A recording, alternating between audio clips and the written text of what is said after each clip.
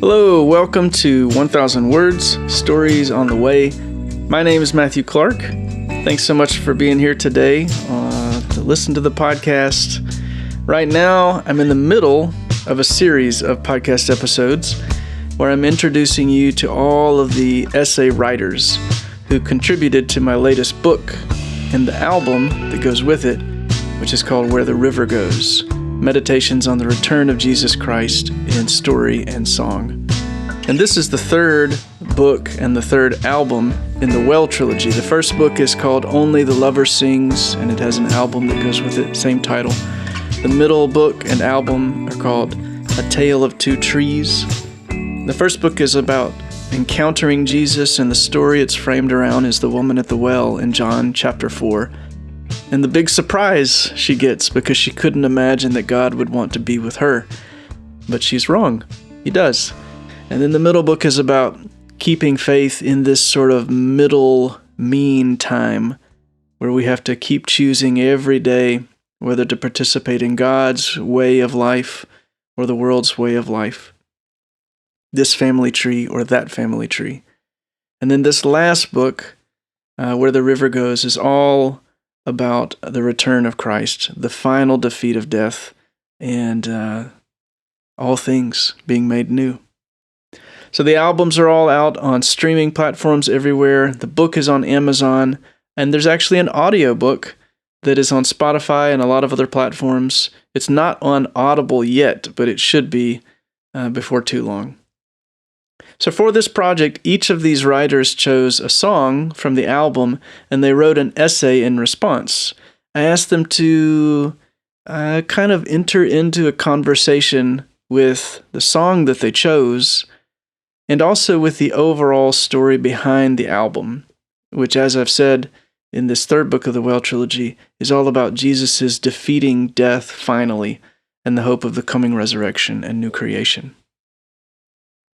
If you're curious about this project and how it all came together, I've had more in-depth conversations about it on a few podcasts that you can check out. In fact, I made a playlist on my YouTube channel with all of these podcast episodes I've been on, as well as some speaking engagements at various conferences and retreats. All of that is on youtube.com/MatthewClarkNet. You can find that playlist there.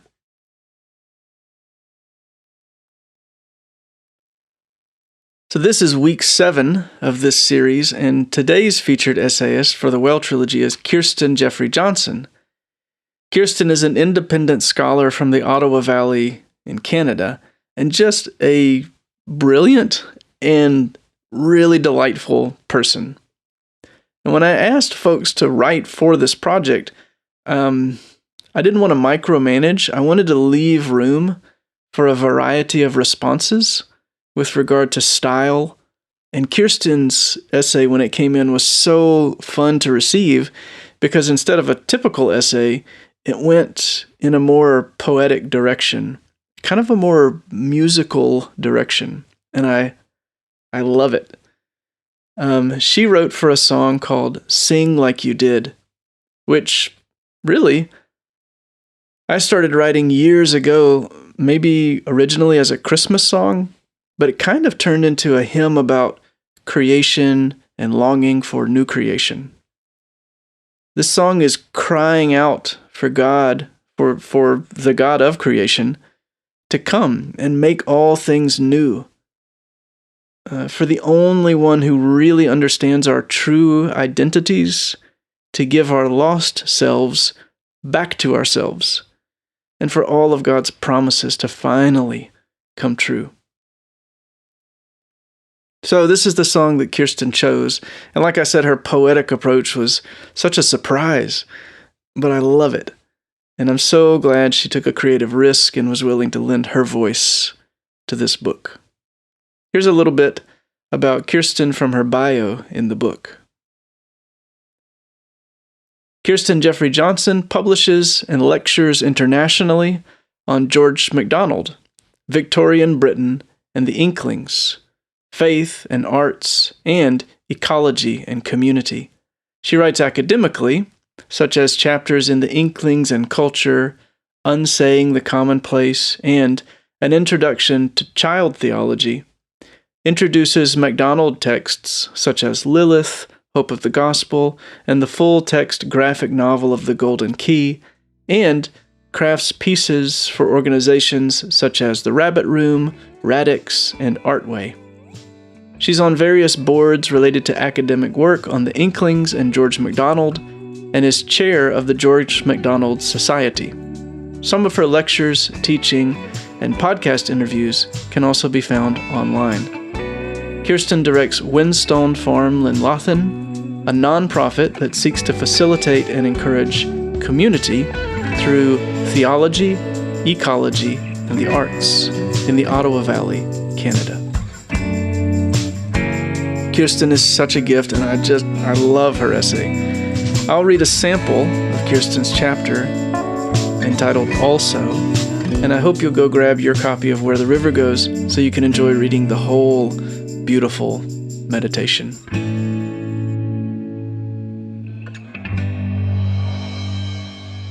This is not the journey I expected, not the pilgrimage I chose.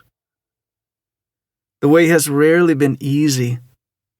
From afar things might have looked idyllic, but those up close could see that woven through fields and forests and stories and songs, there has almost always been pain. In my heart, in my mind, and then in my body too. But there have also always been fields and forests and stories and songs. Also, since the earliest of memories, I knew of a tombstone that broke and a lion that chose, with his very first new breaths, not to rise and gather warriors, but to dance and play and laugh and breathe sweet breath upon the children who had been waiting in terrified unknowing.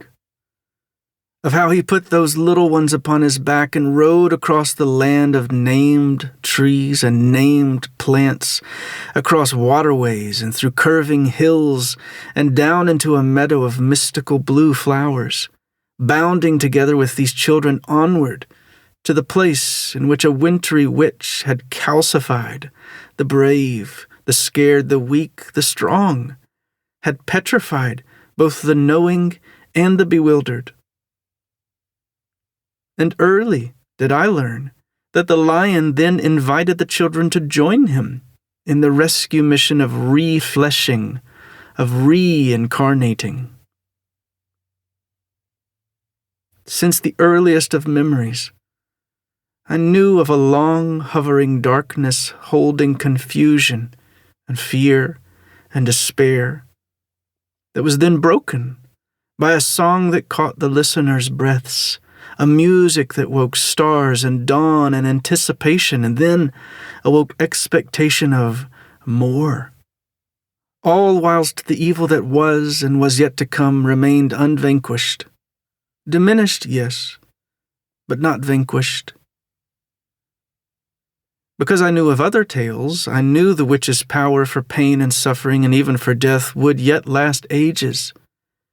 But I also knew that stronger, wider, deeper than her power was the song. The song held in the story of the song.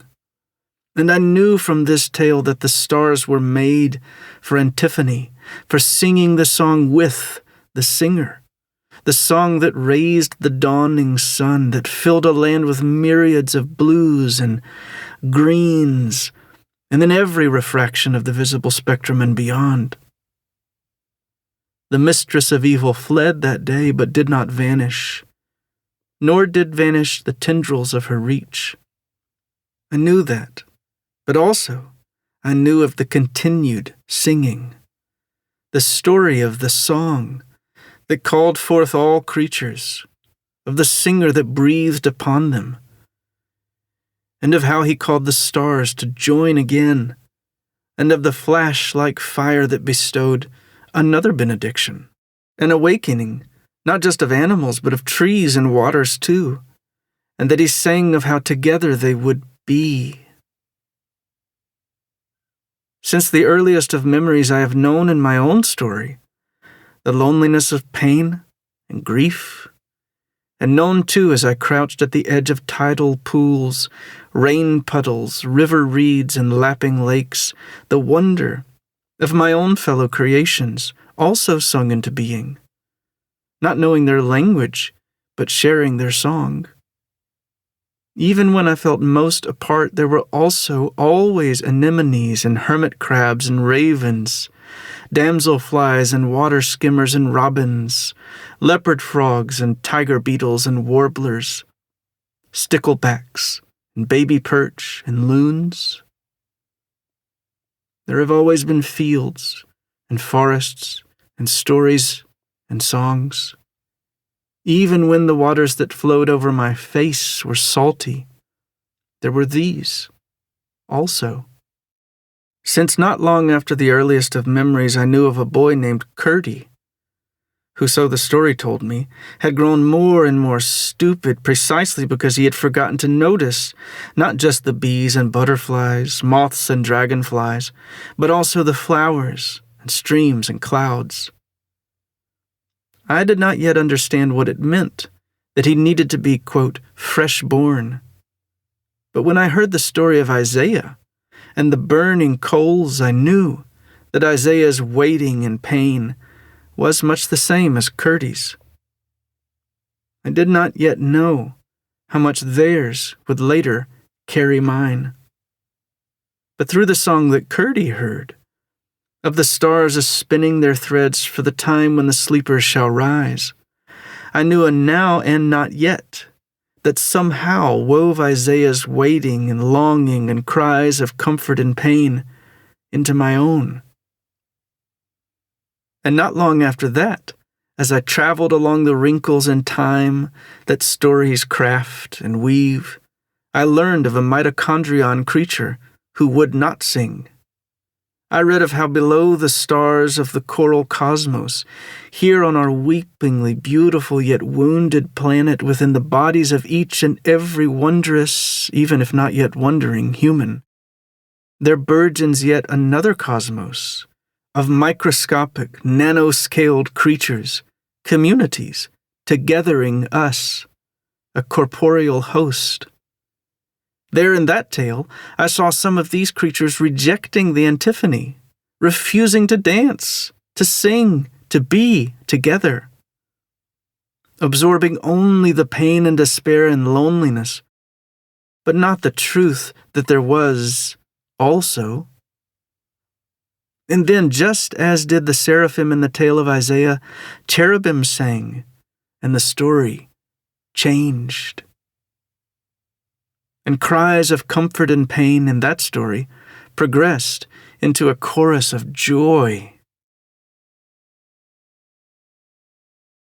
And then long after that, after discovering such stories, after the sweetest and most joyful of memories, after my body aged before its time, and its mitochondrion ached, but the singing was yet festal and the feasting full, came the hardest and most sorrowfulest of times. The children's lion and the Isaian boy and other wrinkles in storied time still wove and wrapped about me. The songs still held and moved within me. But I needed also the fields and the forests to help me wait, to elicit the joy made more real by the grief that fostered the strength for the hope. The lion and Curdy and Isaiah and the cherubim had all told me of this need. So I sat by a lake. I walked by a river. I met the mosses in the forests and the insects in the fields, ciliate hoar moss and emerald dewdrop moss, pincushion moss and curly crisp moss, woodsy thyme moss and juniper haircap moss, wavy flower weevils and common sand dragons, two-spotted tree hoppers and lettered sphinx moths, blue mud daubers and dusky-winged skippers. And as I learned their stories and listened to their songs, they became my memories too. Phoebes and yellowthroats and thrashers, kestrels and bobolinks and orioles, bitterns and tanagers and towhees, porcupines and star-nosed moles and flying squirrels, meadow voles and snowshoe hares and black bears, masked shrews and muskrats and pecan fishers, honeysuckles and milkweeds and columbines, bergamots and gentians and elderflowers, penstemons and trilliums and woodlilies. Lilies. Consider the lilies, how they grow. Consider them. Katamathete, says the Greek. It's a rare imperative, only used thrice in Scripture, of the lilies, of the ravens, and of Christ, meaning consider attentively, understand fully, comprehend decisively.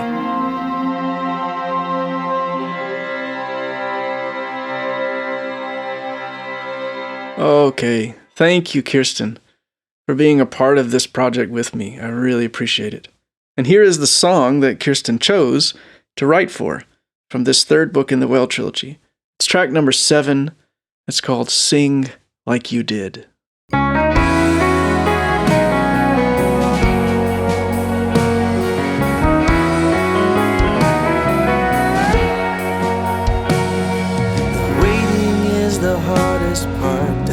What you do not have, but faith is the evidence of things unseen. We have heard the prophets speaking, say sin and death are only passing things. So sing like you did when the stars awoke. Sing like you did stone broke, and every word you spoke came true. And sing like you did on that silent night. Sing like you did when our hope took flight, and every word you spoke came true.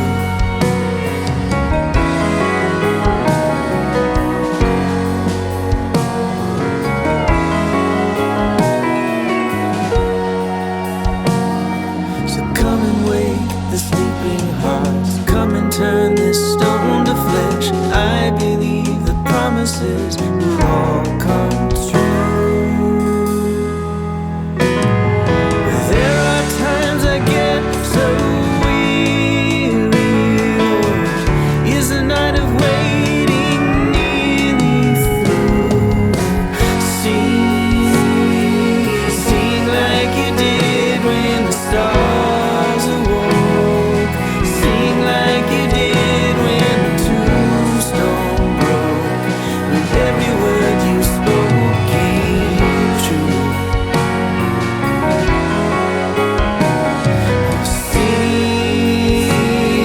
Sing like you did on that silent night. Sing like you did when our hope took flight, when every word you spoke came true.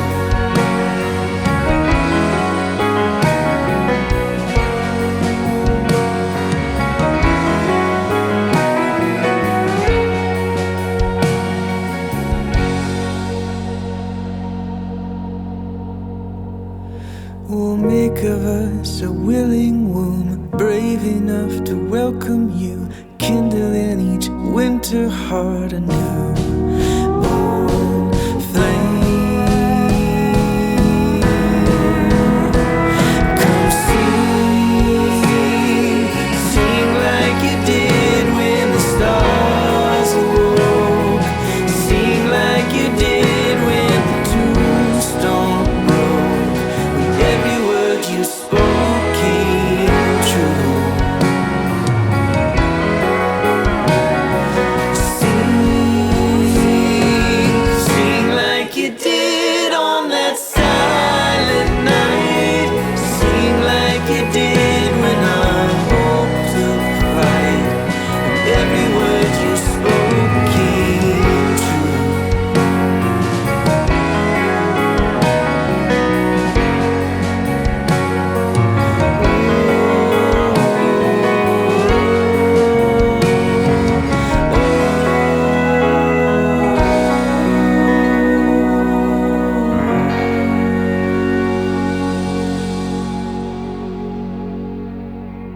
right, friends, if you haven't gotten your copy of the Well trilogy, it's so easy to do.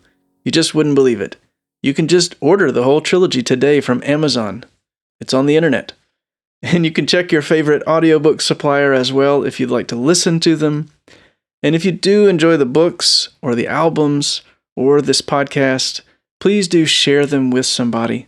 It really helps if you leave a review and if you subscribe to this podcast. Helps it get out there. And lastly, would you consider becoming a patron partner? Patronage is the main way that I'm able to continue doing this work of making things that make room for people to meet Jesus. And things are anything like this podcast, for instance, or books, or songs, or concerts in people's homes. All those are things that make room for people to meet Jesus. So, if that sounds like something you would like to support and help me do, I would love to have your help and your prayers. Just visit matthewclark.net/partner for more information and to become a monthly supporter. But that's all for today. Do tune in next week. We'll continue our series with a reading from chapter 8 of Where the River Goes, featuring the wonderful Nicole Howe and her essay, Prayers in Neon Chalk. Thanks so much, and I will see you next time on 1,000 Words, Stories on the Way.